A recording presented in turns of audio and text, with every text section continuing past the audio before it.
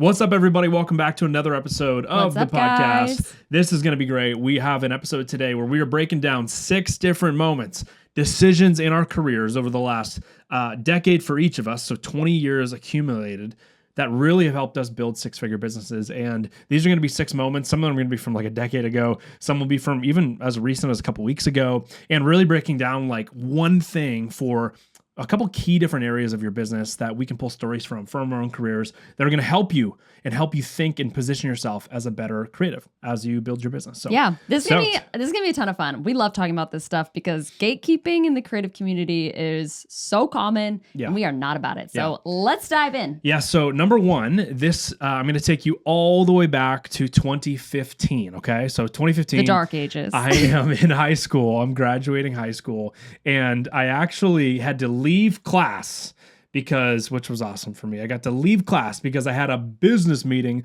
Let's go. And I rocked up to this business meeting, and it was actually with a trucking company, a transport company. So quick little disclaimer, if you are in the video space, you're in the social media management space, maybe the photo space, you're wanting to work with like, what's the word? Maybe non-traditional clients. Yeah. The trucking space makes a lot of money, and the not sexy clients, yeah, which we actually love. You're actually very useful. So you can make the unsexy industries look sexy. Yeah. You're very useful in those industries. So I left high school to go to this meeting, and the meeting was initially for a $3,000 video. And the idea is that they saw a fishing video that I made for a brand online. At the time, I was shooting a lot of content for Leatherman, the multi-tool company, which every dad has a Leatherman, legendary company. I was shooting a lot of their content. They were a retainer client of mine. And this company had seen one of those ads that I'd shot, a fishing ad for them, and they said, hey, if you make us a cool video for our business, we can get more drivers. And if we get more drivers, it means we can make more money because we can have more trucks on the road. So I walked in as a little high school student being like, yeah, heck yeah, like let's make you an awesome video. It was probably going to be about $3,000. But here's the decision that I made walking into that meeting, okay? So I walked into the meeting and I went, I'm going to do my best to actually discover what their deeper problem is inside of this meeting. I'm going to make sure I understand all the ways I could help them, and I'm going to pitch them on that rather than just doing what they want me to do, okay? Mm-hmm. So this was a pivotal shift for me because I feel like I spent a lot of my career up until that point, and I started my business earlier in high school, so it'd been a couple years. And up until that point, I was kind of like a yes man. Like, hey, Joey, we need you to make this video. It's like, done. Awesome. Here's the price. I can do it. Rather than actually like inquiring about why they wanted a video. What were they going to be using it for? What problem were they solving? And I think I left a lot of money on the table in those early years from not doing that. The lesson learned was I went into this meeting. I ended up talking to them about why they need more drivers, what this video is going to do. And we actually discovered that this video was going to be helpful, but it was not going to solve their problem. They needed a new website. They needed to be on social media. They needed ads. So I ended up walking out of there, not with a $3,000 video, but with I think it was like a $17,000 deal over the span of 3 months to redo their website, launch paid ads for them for the first time, launch social media for them for the first time, and of course, shoot the initial video that we were planning on shooting. So that was a moment. That's a lot of money for a high school. Yeah, it was a lot of money. And that was a moment that really defined that your offers should be built off of your client's needs, not just what they want you to do. So what your client might want you to do and what your client needs might be 2 completely different things. And it's your job to build offers that can help draw out of them their true needs, their deeper problems, and deeper problems always have bigger paychecks. So that's number 1. Oh, that's Christy, so good. Tell me about a time, let's go branding. Tell me about a time where you had to shift something about your brand and you had to make a decision about it, and it was helpful. Oh, yeah. So brand is so important, you guys.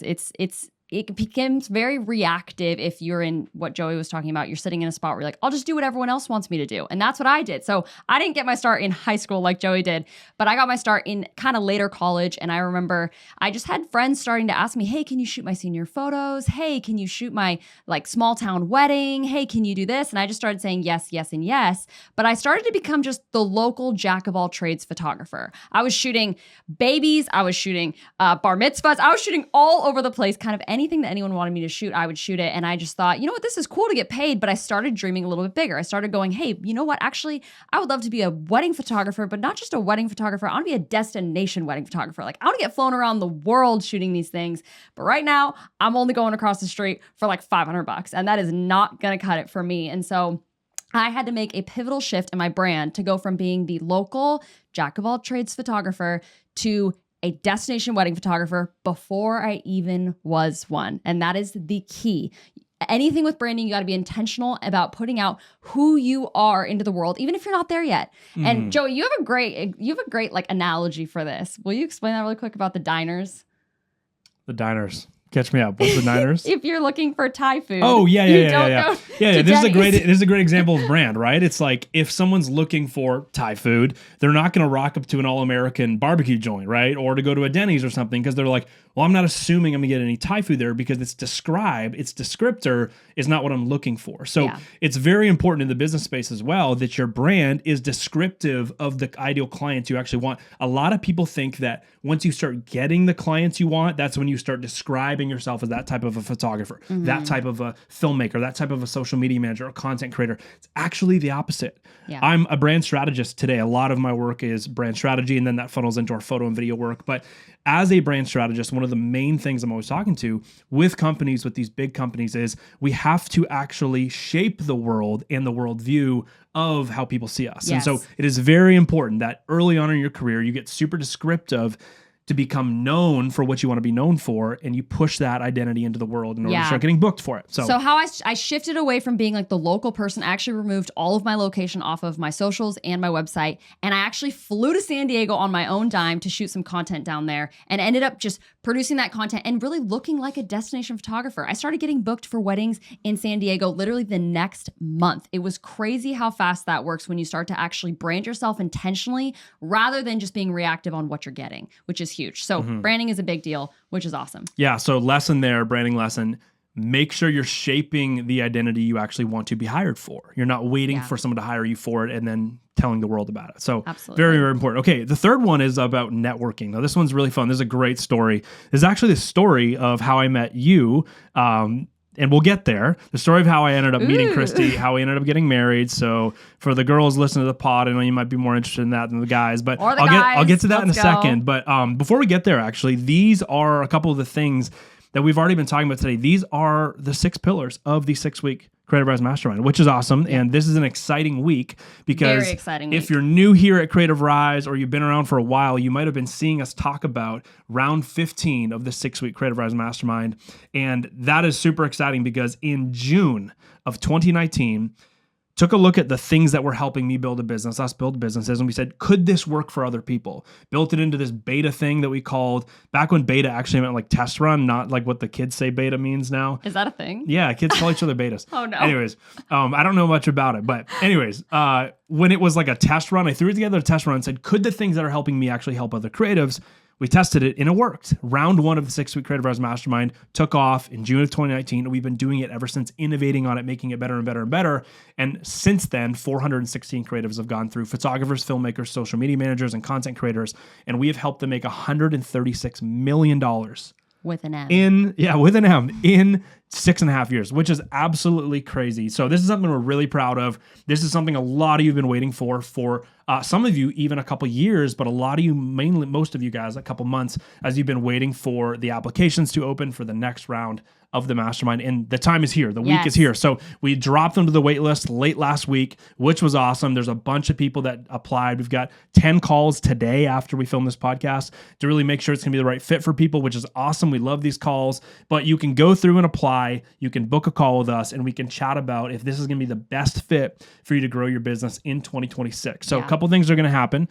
We're going to be coaching you throughout the 6 weeks on the 6 pillars of building a phenomenal foundation for your six-figure business. So that's offers and pricing, that's branding, that's networking, that's all of your marketing, that is all of your sales, that's all of your scale systems. So those are the 6 pillars. Christy and I are going to handhold you through all 6 of those pillars in a community. It's going to be awesome. When do we start? And we start March 15th, but applications close this Sunday. So you got to make sure you get your application in right now so that we can go through it, review it. We've got tons of applications in and a ton of really amazing creatives already in from places like the US, Canada, Australia, people in the wedding space, the brand space, social media space, content creator space. It's an incredible group already shaping up. So if you want to be a part of it, do not wait. Literally apply right now, creativerise.com. You can see buttons all over there to be able to apply. Yeah. And we can't wait to And if you got any questions about it, we don't bite. Would love to answer anything that you might have questions about. So just send us a message on Instagram. We'll answer anything you have. Or if you have questions, apply right now. And inside of the application, we've got a spot where you can book a quick 15-minute call with us. Even better idea. And we can actually answer your questions face to face. And yes, it is Joey and I on the calls, not a team member. We had somebody say that this past week. They're like, wow, they jumped on the Zoom call with us. They're like, whoa,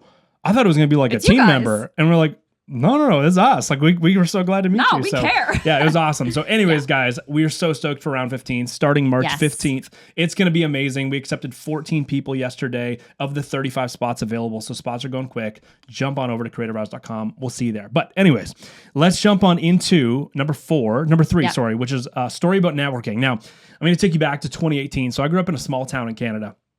And my town did not have a ton of entrepreneurs. It definitely did not have a ton of young filmmakers and photographers, as I was identifying with at that time very heavily. And so I was looking around. I was like, I got to go somewhere to find resonance with people where I can learn about the business side. I can network with people that could potentially become clients. And so I ended up hearing about this thing from this podcast and ended up flying to LA to go to this big business networking event. And I signed up for this business networking group that had about 100 entrepreneurs.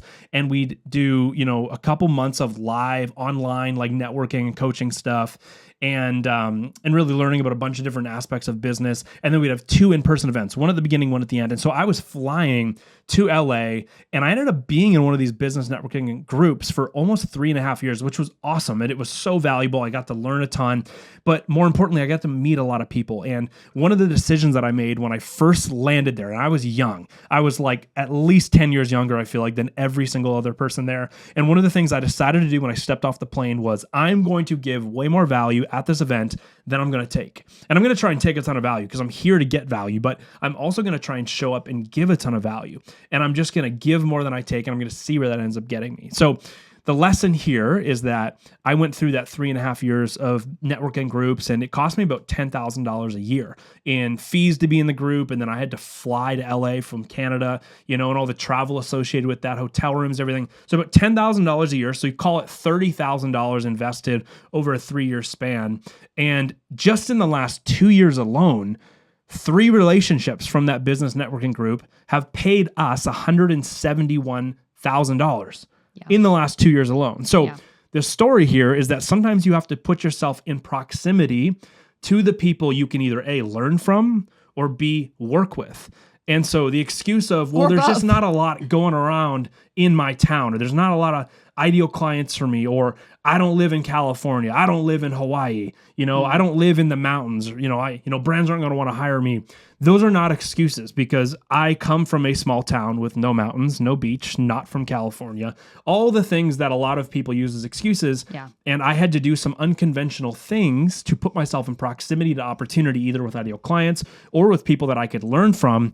And because of that, those unconventional things got me some unconventional results. And just specifically in the last 2 years, as I said, $171,000 worth of deals just in the last 2 years from relationships I built years and years ago. So point is, networking is incredible. Always give more value than you try and take. And sometimes you got to do unconventional things to put yourself in the right, quote unquote, room or right space where you are going to meet opportunity, which is great. Absolutely. And the fourth one we're going to talk about today is marketing. And I would say that this is probably the biggest thorn in most creative sides. Oh, totally. Leads. They are great. They are great creatively, but generating good leads to actually pay good prices in their relationships within their business is sometimes the biggest downfall of most creatives. So there's inbound marketing and there's outbound marketing. So the inbound lead generation, people coming to you via the form of inquiries, and then there's also outbound pitching. Joey's going to touch on pitching in a second. But I'll touch on the inbound inquiries. So again, talk to so many wedding people, brand people who want to generate more leads to come inbound into their marketing channels, but they're stuck and they're like, hey, I'm doing the stuff that I used to do 5 years ago and it's just not working anymore. I've been hearing this so often. And I'm going, okay, well, what's your marketing plan? And they're like, well, I'm like posting on Instagram like a couple times a week, and I'm on my stories maybe once a week or something like that. And I'm trying to get my website ranked for SEO stuff. I'm trying to get SEO and blah, blah, blah. And here's the thing. hope is not a marketing strategy. Hoping that one singular post is going to bring in your whole next year of weddings is just not going to cut it anymore, you guys. You have to stay updated on what's current and what's happening and how to actually leverage, if you're going to use socials, how to actually leverage it to work actually really well for you. So I did this 2 weeks ago, and it has yielded such great results for me. And it's such a testament to not doing what I just talked about doing, which is occasionally posting portfolio work on your Instagram and hoping that's going to drive business to you. I've done that before. I've made that mistake before. And earlier in last month, I was like, you know what? I want to generate more leads for couple sessions in Yosemite. I got super specific and I was like, that's what I want to do. I'm currently not getting a ton of inquiries for that location and I want to boost that up.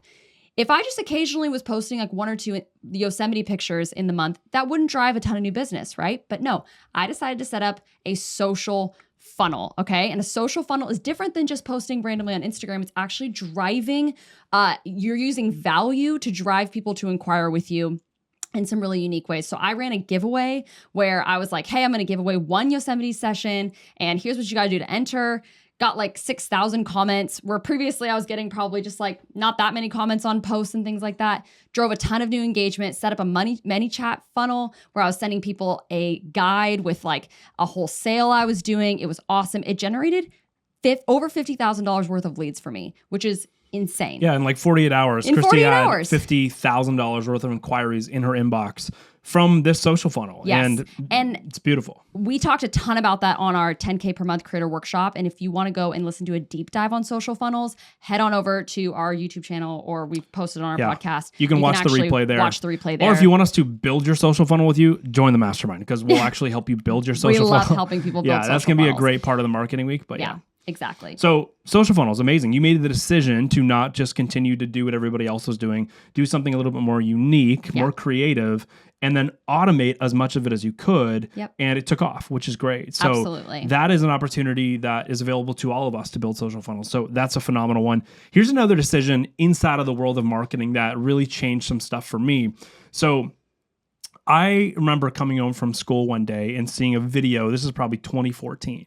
Seeing a video of Gary Vaynerchuk, which I was under the assumption everybody knew. When I first met Christy, she said that she didn't know who Gary Vee was. Oh, by the way, if you want to hear the story about how we met, we'll end with that story on this podcast, because I forgot to tie that into the last point. But so I'm watching this video of Gary Vee. He's getting his haircut on Instagram, and while he's getting his haircut, he's like, in classic Gary Vee form, he's like, "This is freaking insane. This is like, you can just DM any brand." He was talking about how world changing it was that you could just DM a brand now, where previously you would have to search out emails, try and find the right contact. Yeah. And now with Instagram, you can just literally click on their account, click message, and you can try your shot at any company in the world. And I was like, that's true. That's super inspiring. And so he's like, there's no reason why you can't be doing 150 pitches a week. And I was like, yeah, there's no reason why. So I went home and I would literally pitch, no joke, at least like 10 businesses a night. I'd come home from school and I pitched 10 businesses. And over the span of, a month, that would be quite a few businesses that I was starting to pitch. And some weeks I would do way more than that.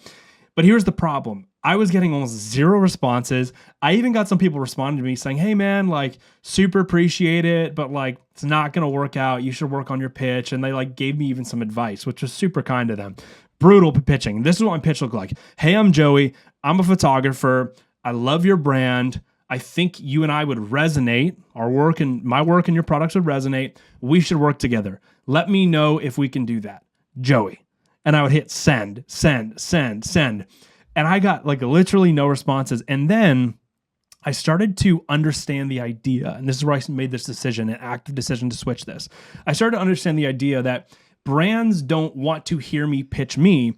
They want to hear me pitch an idea. And more importantly, they want to hear me pitch an idea that aligns with their business goals, their attention goals, where they're trying to go in terms of business development. And if my idea can push them further, it can green light something in their business that's going to help them get them further down the road to where they want to be, I'm actually going to have a way better chance of getting a response, let alone getting hired, right? Yeah. And so I started to totally change my pitching strategy. I still tried to get out as many pitches as I could.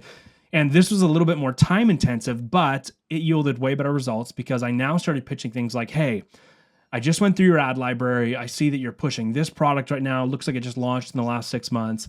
I see you've got great photos. You've got great studio videos breaking down product, specs and use cases. I don't see any lifestyle content. I wonder if this could help you drop your ad costs. Here's 3 ideas in 3 different locations. I'd love to shoot that product.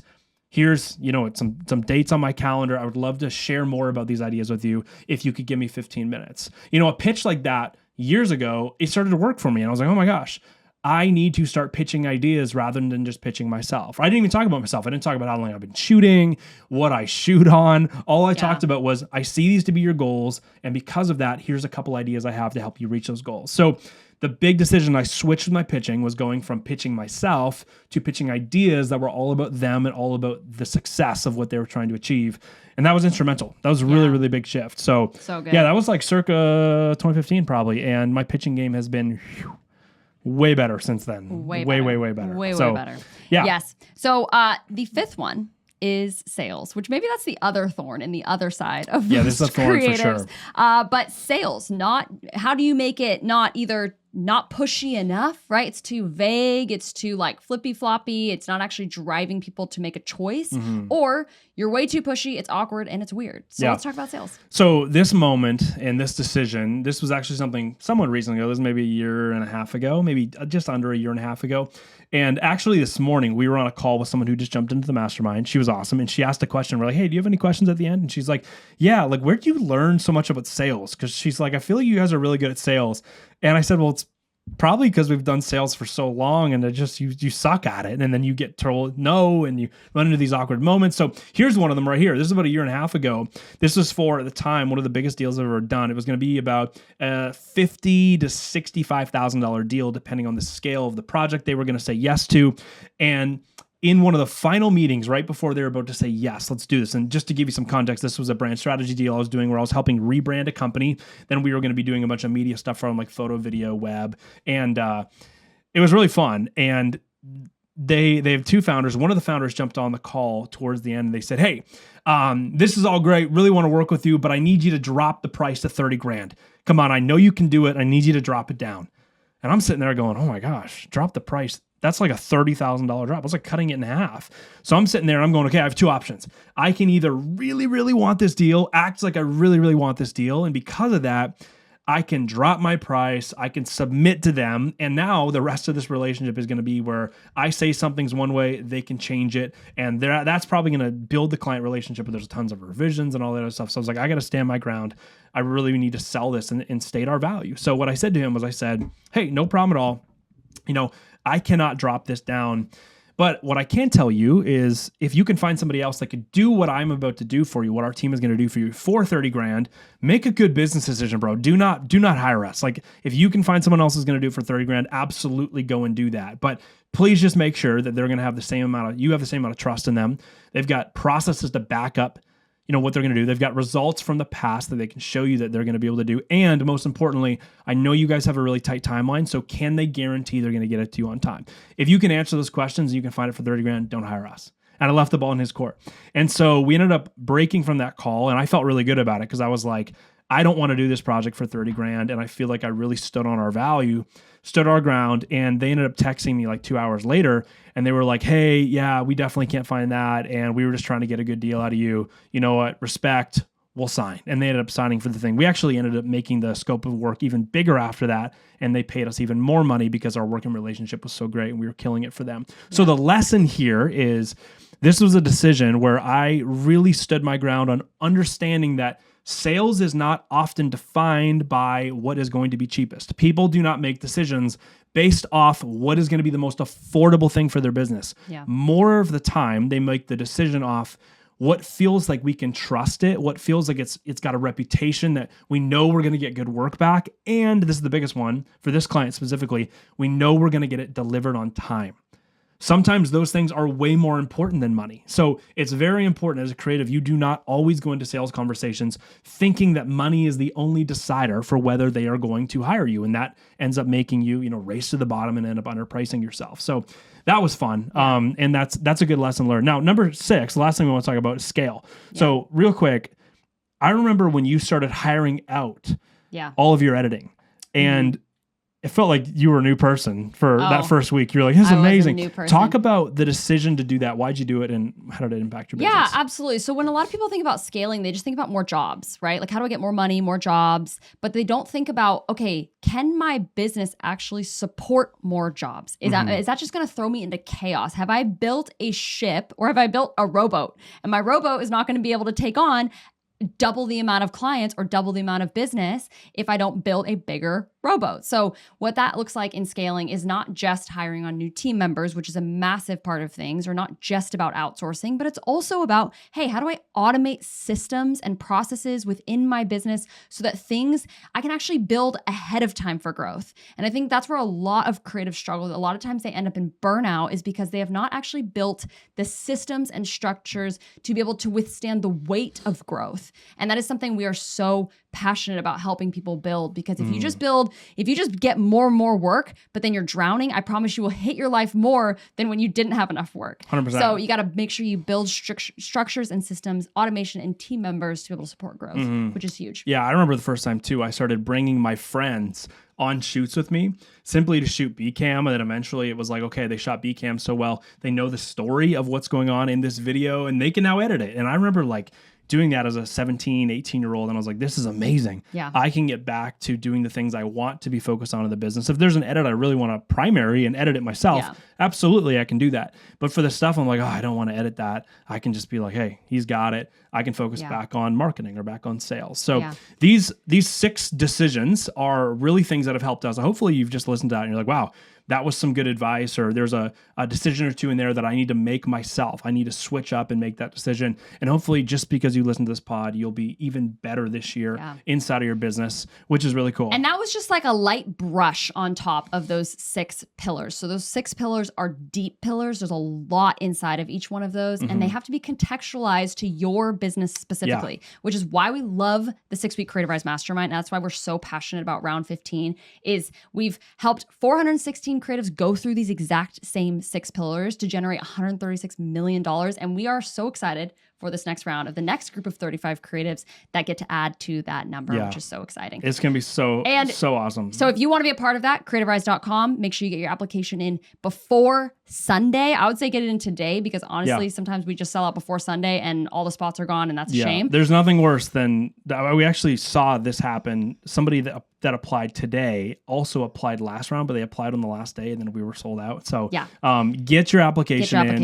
Creativerise.com. We cannot wait to see who gets the remaining, whatever it's going to be, like 17 or 18 spots for round 15, which is going to be so good. Now, here's the story. The micro story. I was a trucker. Just kidding. She was not in the truck industry. I'll try and explain the story in like 3, 4, 5 minutes. So basically, I think we have to do it quickly. Oh, no, we're good. Okay. So basically, when I was flying to LA a ton for these big business networking events, I didn't know anybody, obviously, but I was like meeting all these people there. And I was flying home from one of those events one day, and I was in the LAX airport, and I'm in the TSA line, and I'm like a younger kid traveling. I haven't traveled to the US by myself much. So I'm just like hanging out. I don't have any of like the clear or the TSA pre-check stuff. I'm just some like random Canadian kid. So I'm sitting in the somewhat long LAX security line, and all of a sudden, you're snaking through that line. You walk past the same people because there's like 100 people in line. You keep snaking past each other with all the wines. And I was like, oh, that girl looks so American. So I kept telling myself. I don't know. I still don't know if that's a compliment. It's a compliment. It's a great compliment. I was like, she looks so American. And I don't know what it was, but I was like, she looks so American. Anyways, all of a sudden, I'm there with my backpack, taking off my backpack, about to put it through the machine at security, and somebody taps me on the shoulder. I turn around and I'm like, oh shoot, it's the American girl. And it was Christy, and she was asking me about the backpack that I had on. It was a camera bag, and she said that she had been looking at it online, and I was like blown away, because I was like, I bought this down in Australia.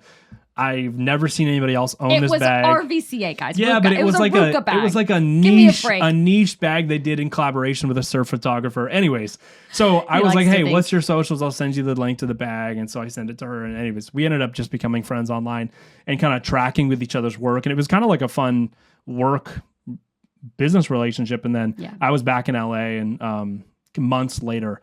And you need to go scout up in Malibu. So you were like, hey. I did.